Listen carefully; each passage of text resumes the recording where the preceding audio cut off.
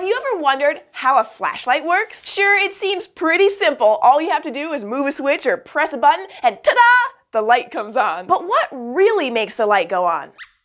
Right you are, Squeaks! It's electricity that makes the light go on. You probably already know something about the electricity that powers things in your house. Well, the electricity in a flashlight comes from the batteries that are inside. Electricity flows from the battery to the light bulb, and when the electricity goes through the bulb, the flashlight lights up. But the electricity doesn't just jump from the battery right to the bulb. In order to get from the battery to the light bulb, the electricity has to go along a specific path, and that path is called a circuit. If you listen to the word circuit, it kind of sounds like a shape you might know. Let's name some shapes and see which one sounds like circuit. Triangle? No. Square? No.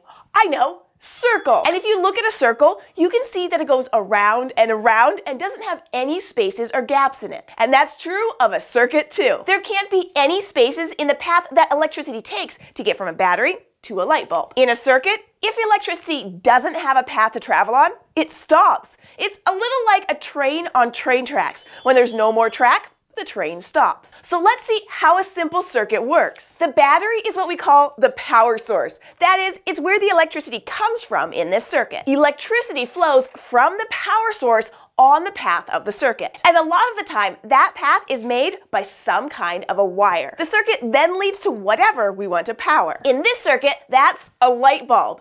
As the electricity goes through the bulb lights up. The electricity leaves the bulb and flows back through the battery. Then it follows the circuit all over again. As long as there are no spaces in the circuit, the bulb will stay lit. But what if we want to turn the light on and off? Then we have to break the circuit, which means we need to put a space in it somewhere to stop the flow of electricity. So we use a switch. A switch allows us to make a space in the circuit if we want to. When the switch is on, there's no space in the circuit and the light bulb is lit. But when we move the switch off, we open up a space. The electricity can't jump over the space, so it can't reach the light bulb, and the light bulb stays off. Okay, so I'm going to try to build my own circuit using some of the parts that I have here. I have a power source, this battery, and a wire for the electricity to travel through, and a little light bulb. If I arrange everything just so, it kind of looks like a circle, but the bulb isn't on. That's because I haven't connected all of the pieces together. Remember, there can't be any spaces in the circuit, so I'll connect the wires to the power source,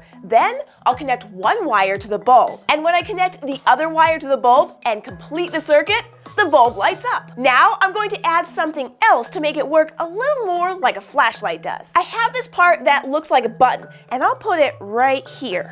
And look, the bulb is lighting up. That means that there are no spaces in the circuit. Okay, Squeaks, let's press the button and see what happens. Hey, the light bulb went off. That means when I press the button, the circuit is incomplete, which means that I've created a space. And when I let go of the button, the circuit is complete again. When I press the button, the electricity from the battery can't cross the space, so it can't get to the bulb and make it light up. The button is a switch, kind of like the switch on a flashlight. If you look around you, you'll find circuits just like this one that are everywhere, powering all kinds of things around you. Cars, trucks, and buses all use a circuit with a battery to get started. And circuits run through your refrigerator too, and in all of the other machines in your home that use electric power in order to work. Inside devices like phones and computers, which you're using right now, there are very small circuits that use the same basic setup as the one we just built. Large or small, it takes a circuit to carry the power that we need to get going. Thanks for joining us on SciShow Kids, and special thanks to Google Making Science for helping us make this video. Do you have a question about something? Grab a grown-up and ask them to help you. Leave a comment down below or send us an email to kids@scishow.com. Thanks, and we'll see you next time here at the Fort.